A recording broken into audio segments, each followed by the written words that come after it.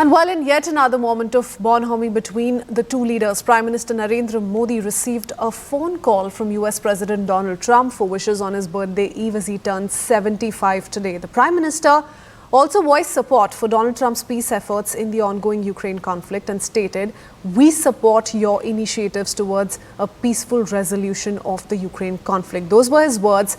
And then Donald Trump shared more about the interaction on Truth Social, called it a wonderful phone call with his friend Prime Minister Narendra Modi. He thanked the Prime Minister for his support on ending the Russia-Ukraine war. This was the first call between the two world leaders since the 17th of June.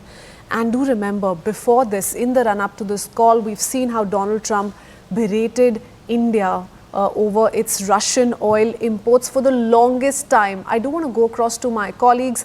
Sanjay Suri joins us from Washington, D.C. Pallavi Ghosh, Aman Sharma, Payal Mehta are through with us this morning. Sanjay, can I begin with you? Tell us what you make of this warm gesture suddenly coming in from President Donald Trump. We've seen months of Donald Trump coming down heavily on India, criticizing India's trade relationship with the US, also criticizing the manner in which it's been importing Russian oil. All of that has been ongoing, and then comes this warm phone call. How do you look at this? Well, it's very welcome and about time. We've had chill in relations, and this really brings a new warmth into it. And it's like opening of a door that had been slammed shut for quite some time. This is a very important public indication of a new warmth and a new promise, really, that the hurdles that have come to stand between the US and India will now begin to be cleared away. They're not light hurdles, it will not happen in a hurry, but at least we have promise of an initiative to have a crack at those and get them out of the way. And this is not just symbolic, though the symbolism here is quite material. We also have substantive talks underway. The US Ambassador designate to India, Sergey Gore, told the Senate hearing that the talks are progressing over tariffs, and a resolution and an agreement could be just weeks away. So this is being underlined by substantive talks at the official level, and really this space is looking a lot more promising than it has for some time yet. Oh yes, for the longest time we've in fact seen him cast New Delhi as complicit in prolonging the Russia-Ukraine war, and suddenly there's a change in tone that we're seeing, wherein he's thanking the Prime Minister for his efforts towards bringing an end to the conflict in Ukraine. Pallavi, would you want to pick on that? What do you think has changed?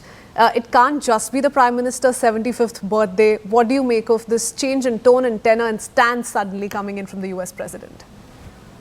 Well, I think this was expected at some point of time. It was coming, and I think that's the reason why the Indian reaction, the government's reaction, Christine, has always been very mellow, very mature, and extremely guarded as well. But Donald Trump, being a politician, also took his time, his moment, and the moment, of course, happens to be the Prime Minister's birthday. I would pick on two very interesting facts. One, of course, if you look at the beginning of his post, he does, of course, wish him a happy birthday, but he also refers to him by his first name. And that becomes important because that shows a certain amount of personal touch to it, a certain amount of informality to it. Not many refer to the Prime Minister with his first name. And it also goes on to show that there has been a history of a good equation, not just between India and America, but between the Prime Minister as well as the President of America. That's one. Second, he rounds it up also by talking about Ukraine. He's talking about Russia, and that's how the Prime Minister also responded. In fact, that was the Prime Minister's response, I would say. That is significant because one thing we have been very clear about, that we are not going to pick sides. Just as Russia is important for us, even Ukraine is important. And India, because we've suffered so much as far as acts of terror from Pakistan is concerned, we understand the importance and need for global peace. Because wars don't help anyone. The people are first affected, then there's economic uncertainty, there's diplomatic, political uncertainty. So the Prime Minister's response to the American President's post is also equally significant because he, of course, very clearly makes the point of Ukraine and peace between the two. And also, Christine, as Sanjay was rightly talking about, it now, I think, gives another lease of life to this entire relationships, trade relationships between India and America as well. Okay, Pallavi, we'll come back to you in just a bit. We'll go across to Sanjay too. But Pal, before that, how much of a role do you think, the resumption in trade talks yesterday could have played in this? A forward-looking development, many called it in India, but we've seen all that happen after a hiatus of about 2 months. Would you reckon that this was or had played a huge role in the kind of warmth we see two leaders exchange? This is probably the outcome of what we've seen over the last few weeks really pan out. There's been a complete climb down as far as Donald Trump's attitude towards India is really concerned, because even in his social media message yesterday when he put out the birthday greetings from the Prime Minister, he said he's doing a tremendous job, which clearly said that India did not cow down, India did not bow down. India said that certain sections were not negotiable, and that is the way it is. We are given to understand that backroom channel talks have also been playing a big role as far as that is concerned as well, and the fact that there is tremendous pressure on Donald Trump from within. His within his administration as well, that India is a all-weather friend. We should not push them too far, and the India-US relationships, Christine, don't even exist up to trade, but it exists beyond that as well. We have a lot of exchanges that really take place at multiple levels as well. India is a great strategic partner. India finds a great strategic partnership in the US as well. That is something which needs to be noted. And for everybody who's been saying that, why did India not take a stand? India's stand is not neutral. India has taken its stand as far as these situations of war in various countries is concerned, and India stands for peace. That has been a stated position as far as India is concerned. Prime Minister Narendra Modi has been able to successfully evacuate 21,000 plus students from the Ukraine crisis in the middle of nowhere, and not a single student was injured, because Prime Minister Narendra Modi was able to use his excellent equation and of course his rapport with not just Mr. Putin but also with Zelensky as well. So that is where India's position really stands, and the US understands that. And I'm sure the photo opportunity that we had with the Chinese would have made a lot of people uncomfortable, including the fact that the US would also be very closely watching this out. Okay, very interesting. You spoke of that one meeting and how that may have brought about this larger shift in the West. But Siddhant Mishra, if I can quickly bring you into the conversation. Siddhant, many would argue that the diplomatic theatre began shifting earlier this month, because I think a few days ago we did hear from US President Donald Trump say very clearly, softening his tone, calling the India-US bond special. But not too long ago was the 50% tariff slapped on India. So would this be read as a mixed signaling on the US president's part, or can we say that this is another start to the bond that the two leaders have shared for the longest time? Well, Christine, I would call it a cautious optimism in the relationship, and this is the sixth direct contact between President Trump and Prime Minister Modi. Last time, both leaders spoke when Prime Minister Modi was in Kananaskis, and President Trump, invited him to come to Washington D.C. so that he can set up a meeting with Asim Munir. And perhaps there, Prime Minister Modi refused to go to Washington, and that perhaps resulted in breakdown of the ties, the personal equation between the two leaders. But as Sanjay was pointing out, that this is not only optics or both leaders showcasing bonhomie, but it is also backed by a lot of material between. One US delegation is already in India. In fact, the chief negotiator yesterday held talks with Rajesh Agarwal, Commerce Secretary, and there was a release also from PIB which says that meeting was really positive. Then yesterday night, in fact, we got to know that defense officials from the United States, along with the Boeing team, have already landed in India. In fact, this is regarding the defense purchase with the United States. Now, last month, there was 2+2 official level dialogue between the two countries.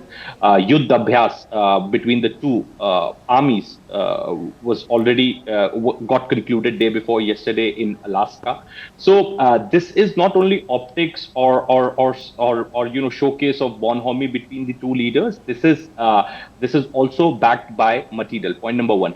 Point number two, Christine, there were people in the White House perhaps who did try to create a false narrative for India, that India is fueling Russian economy, India is buying crude from Russia, etc., etc. But the fact here is, Kritsveen, that in 2022, Prime Minister Modi told President Putin this is not an era of war on the sidelines of the SCO summit. Last year, Prime Minister Modi went to Ukraine. In fact, this time around also, Prime Minister Modi did speak to President Zelensky and then met President Putin and in fact briefed European leaders. So India's position as far as war in Ukraine is concerned has always been very consistent. That is solution through dialogue and diplomacy, and solution only when all parties are on the table. So perhaps this is something which I personally feel is something which President Trump has understood now. And this is a reason that in the post on Truth Social, he also thanked Prime Minister Modi for extending support to, in an effort to bring peace in Ukraine. So a false narrative which was created by Peter Navarro's and others in the White House perhaps did not work. And now President Trump did understand the importance of India and Prime Minister Modi, the unique position of India, that India is one country which can speak to both the European leaders and to President Putin. So that is something which has been understood by President Trump very well. And in fact, in the post, he did mention that I thank Prime Minister Modi for extending support in bringing. You've listed, Siddhant, for us all these geopolitical factors that may have played a role. Amidst this, let's not forget how New Delhi stood its ground. Aman Sharma is with us here as well. Aman, how we've seen India refuse to yield to US pressure to open its dairy and farm. We've seen strong messaging come in from right the top. That perhaps, was the final nail in the coffin, you think, which has made it very clear once and for all to the United States that we're not going to move back, we're not going to not keep India's interests first, and that could have also played a role here, you think?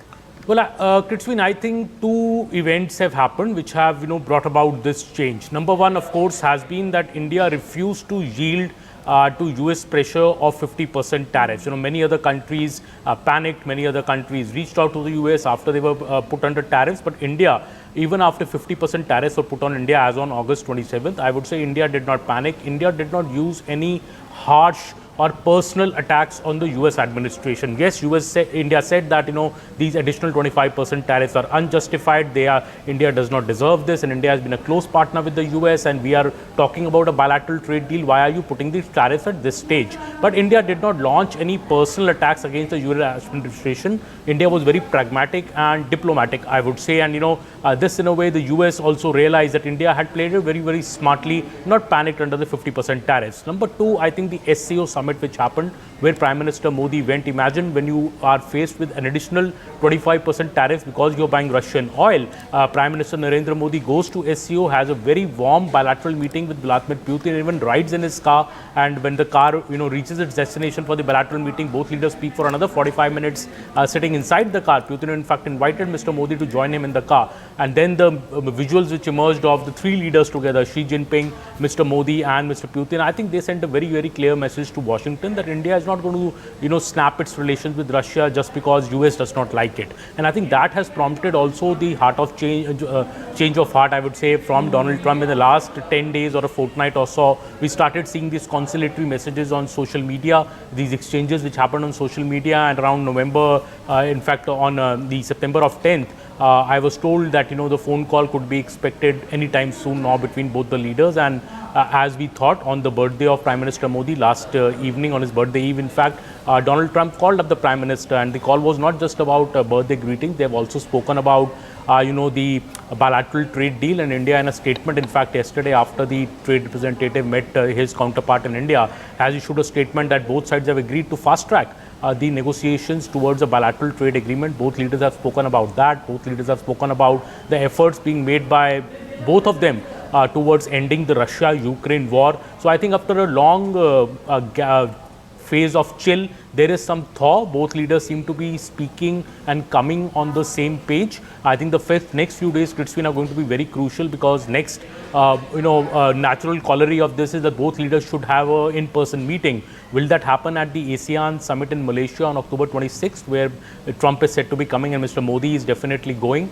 Or will Mr. Trump, fulfill his promise, which he made to Mr. Modi on June 17th phone call, the last time the leader spoke before yesterday, when Mr. Trump said he would accepted the invite to come to India for the Quad summit sometime in November. So will that happen in November? Will Mr. Modi come here in November? And as Piyush Goyal has said, both countries aim to sign the first tranche of the bilateral trade deal in November. Will that happen when Mr. Trump is here? So all these speculations are now doing the rounds of the Raisina Hill corridors. And let's see, in the next few days, I think going to be very crucial after this phone call. It's an icebreaker, and I think a more positive momentum will come in the days to come. Yes, his pivot, Donald Trump's pivot is unmistakable, from almost criticizing India for funding the war in Ukraine to now backing the Prime Minister, lauding his efforts to back peace. It's quite an interesting turn of events. Thank you so much, Aman, for joining us with all those details.